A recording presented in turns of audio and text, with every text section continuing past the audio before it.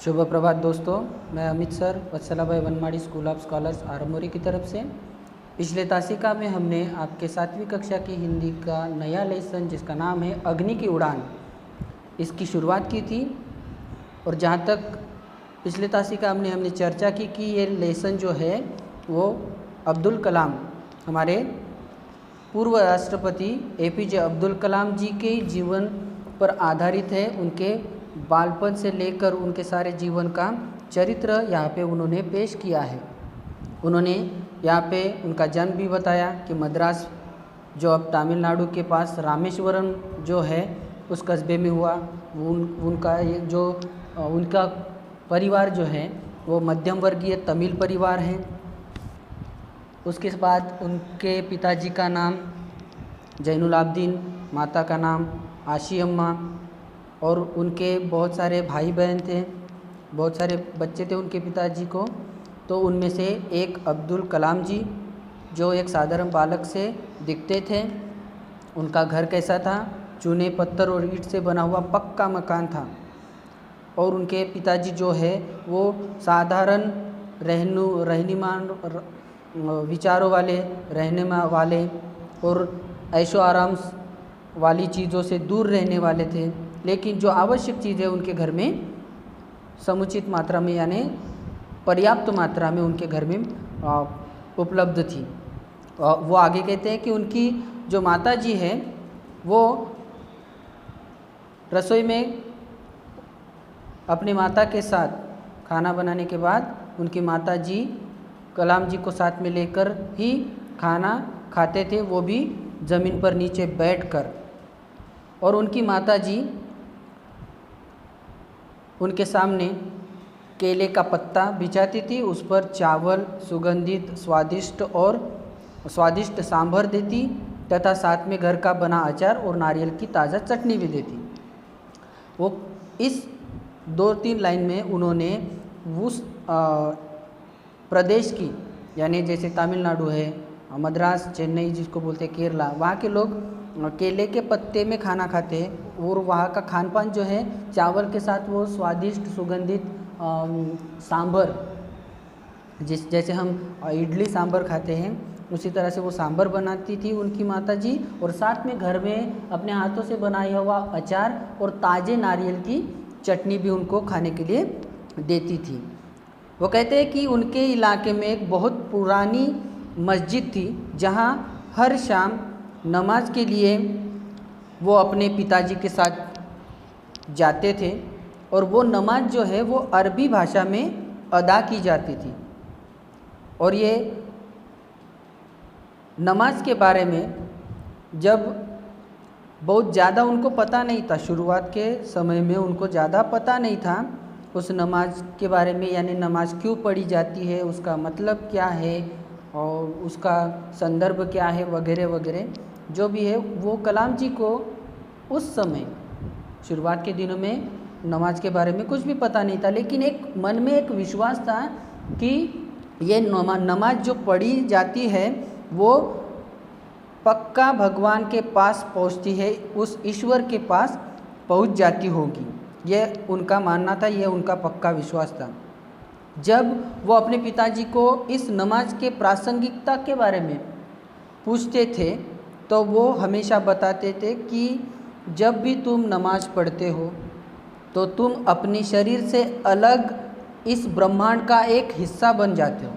मतलब जिस वक्त तुम नमाज पढ़ते हो या कोई भी व्यक्ति नमाज पढ़ता है तो व्यक्ति वो खुद नहीं रहता, वो खुद अपने शरीर का भाग नहीं रहता, तो वो ब्रह्मांड, ये जो ब्रह्मांड है उसका एक हिस्सा बन जाता है, जिसमें दौलत, उम्र यानी आयु, जाति धर्म का भेदभाव या पंथ का भेदभाव नहीं रहता। यानी नमाज जब पढ़ते हैं तब वो डायरेक्ट उस ईश्वर से जुड़ जाते हैं। इस दुनिया में जो भेदभाव चलता है, धर्म, जाति, पात, पंथ, इस प्रकार का जो भेदभाव रहता है वो उस वक्त उनके पास नहीं रहता।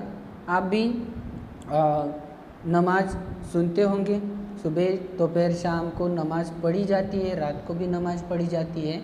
ये अलग अलग धर्म के पद्धतियाँ हैं जो अपने ईश्वर तक अपनी प्रार्थनाएं पहुंचाती है। जैसे हिंदू मंदिरों में जाकर पूजा अर्चना करते हैं, प्रार्थना करते हैं, क्रिश्चियन लोग चर्च में जाकर पूजा अर्चा करते हैं, उसी तरह से मुस्लिम लोग नमाज अदा करने के लिए, प्रार्थना अदा करने के लिए कहाँ जाते हैं, मस्जिदों में जाते हैं।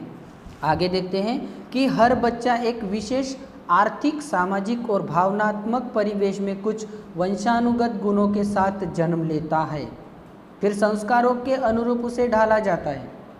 उनका ये मानना है, कलाम जी का, इस दुनिया में जो भी बच्चा जन्म लेता है वो किसी न किसी स्पेसिफिक आर्थिक, सामाजिक, इकोनॉमिकल, सोशल और भावनात्मक परिवेश में उनको वंशानुगत यानी परंपरागत उनके पूर्वजों से कुछ न कुछ गुण, कुछ न कुछ गुणधर्म उस बच्चे के साथ ही जन्म लेते हैं।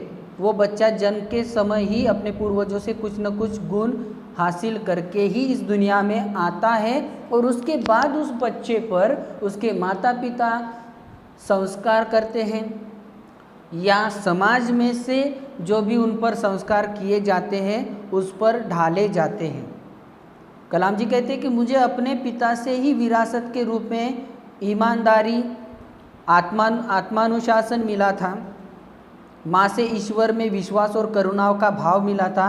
यही गुण मेरे तीनों भाई बहनों को भी विरासत में मिले। क्या कहते हैं कि मुझे जो विरासत में गुण मिले वो मेरे पूर्वजों से ही मिले, मेरे पिताजी से ही मिले। और उनके पिता, जैसे कि पहले ही भी हमने कहा कि वो ईमानदार व्यक्ति थे। आत्मानुशासन मतलब खुद पर ही खुद का अनुशासन, डिसिप्लिन, ये जो चीज़ें हैं वो ईमानदारी और आत्मानुशासन वो उनके पिताजी से ही मिले। और माता से कौन से गुण मिले हैं? ईश्वर पर विश्वास करना, ईश्वर पर भक्ति करना और दूसरों के प्रति करुणा के भाव अपने अंदर रखना, जागरूक रखना। और यही सारे गुण जो है अब्दुल कलाम जी के बाकी के तीनों भाई बहनों को भी प्राप्त हुए, यानी उनको भी यही गुण विरासत में मिले। लेकिन लेखक जो है यानी अब्दुल कलाम जी जो है जलालुद्दीन और शमसुद्दीन, उनके साथ उन्होंने जो भी समय गुजारा उसका कलाम जी के बचपन पर बहुत ही गहरा और अद्वितीय असर पड़ा, उनका बहुत बड़ा योगदान रहा। और इसी के कारण कलाम जी के जीवन में सारे बदलाव आए। जलालुद्दीन और शमसुद्दीन के साथ उन्होंने बचपन का जो भी समय गुजारा है उस समय का, यानी जलालुद्दीन और शमसुद्दीन का जो साथ उनको मिला और उनकी वजह से उनके बचपन में एक असर पड़ा, उसका योगदान उनके जीवन में हमेशा के लिए रहा। और उसी के कारण उनके जीवन में बहुत बड़े बदलाव आए। स्कूली शिक्षा नहीं होने के बाद भी जलालुद्दीन एवं शमसुद्दीन इतनी सहज बुद्धि के थे कि मेरे अकथनीय संदेशों का झट से जवाब दे देते थे। बचपन में मैं बिना किसी हिचकिचाहट के अपनी सृजनात्मकता को उनके बीच रख सका। बहुत ही अच्छा बताया उन्होंने कि प्राथमिक स्कूलों की जो शिक्षा जलालुद्दीन और शमसुद्दीन को नहीं मिल पाई, यानी वो प्राथमिक शिक्षा भी हासिल नहीं कर पाए, फिर भी उनकी कुशाग्र बुद्धि, उनको जो वंशानुगत विरासत में जो गुण मिले कुशाग्र बुद्धि के, उस बुद्धि के जोर पर जब भी कलाम जी अपने अकथनीय संदेश उनके सामने रखते थे, अकथनीय संदेश, कोई भी समस्या उनके सामने रखते थे तो वो झट से उसका जवाब दे पाते थे, यानी वो झट से उसका जवाब दे देते थे। और वो कहते हैं कि बचपन में, बालपन में वो बिना हिचकिचाहट, बिना डरे अपनी सृजनात्मक यानी नई नई जो क्रिएटिविटी है, नया नया निर्माण करने की उनकी जो सोच है, रिसर्च जो है, वो उन जलालुद्दीन और शमसुद्दीन के सामने वो बिना हिचकिचाहट, बिना डरे वो रख सकते थे। इसके आगे का पोर्शन हम अगली तासिका में देखेंगे। धन्यवाद।